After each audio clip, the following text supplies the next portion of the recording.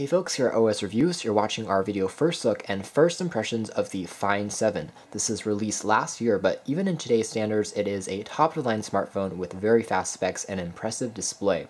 The Oppo Find 7 can still be purchased through the manufacturer's website as well as on Amazon.com for around $400.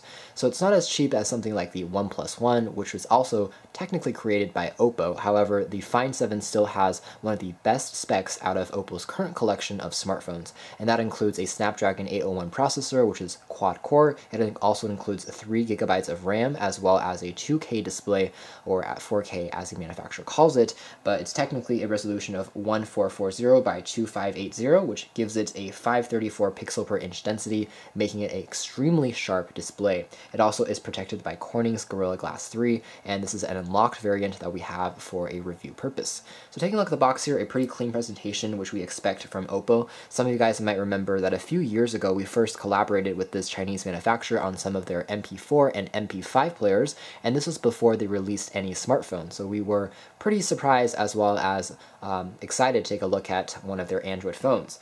In terms of specs, we have a weight of 171 grams, and dimensions are 152.6 times 75 times 9.2 millimeters, so it's not the slimmest phone in the world, but it still is a respectable size, and the screen is at 5.5 inches. It's an IPS LCD panel. It also has the unique Color OS UI, which is the skin that Oppo has put on top of their phones with an Adreno 330 GPU. There is 32 gigabytes of built-in flash storage as well, and a micro SD card that supports up to 128 gigabytes. The camera on the back is built by Sony, and it has a 13 megapixel resolution. It supports 4K video recording, and the front camera has a 5 megapixel resolution. There's Wi-Fi, there's Bluetooth, there's GPS, and the list really just goes on, inclusive of NFC. Taking the box here, we have a pretty clean, again, look. On the back, there's some basic info about the unit that we have. There's a few QR codes, and if we just take off the seal, we can open things up, and we have just the Find 7 presented right on top. We'll take a look at the phone in a moment, and we have the black version here, which has an interesting, almost carbon fiber texture to the back, but it's not real carbon fiber. The Find 7 logo over here, so the design language is quite similar to the Find 5, and below here there is instructions as well as warranty cards that we have documented. So it looks like this is a quick warranty card as well as a purchase card.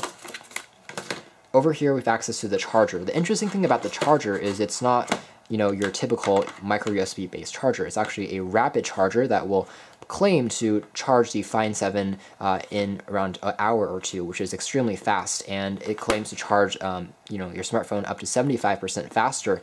And the reason behind it is it uses a 5-volt 3.4 amp output, which is a bit higher than the 5-volt 1 amp output we typically find on other chargers.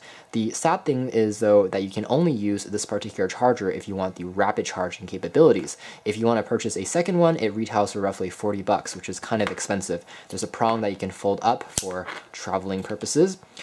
There is also a micro USB cable for syncing the Find 7 with a computer or a PC, and there are earbuds which are pretty high fidelity. Oppo is also well known for their Blu-ray players, their DVD players, and also their sound products, so these earphones should sound pretty good, hopefully better than the box sets that we have from manufacturers like Samsung or Apple, and it has some silicone tips as well. If I can pull this off, you have a very interesting twisted look. This part catches the sides of your ears, and it has an aluminum construction quality as well. And if I rip this open, there are also some silicone tips included in the box as well. We'll take a look at the earphones later on, but for now we'll just set things off to the side and just take a look at the phone. So it seems to have a screen protector actually pre-applied, and it seems to be extremely reflective, and a fingerprint magnet. Even as I'm touching it, it's attracting a ton of fingerprints, which is not the best thing in the world, but it makes it look very shiny and attractive. The frame here is crafted out of metal, so it feels very polished and beautiful in the hand. We'll take a look after the phone boots up. Let me set these things off to the floor briefly. So the phone is starting up. Again, the processor on here is still pretty good, even though we now have a Snapdragon 810 on top-of-the-line smartphones. The 801 still does a respectable job, and with 3 gigs of RAM and 32 gigs of built-in flash storage, you shouldn't have any issues in terms of installing apps, games, and anything like that.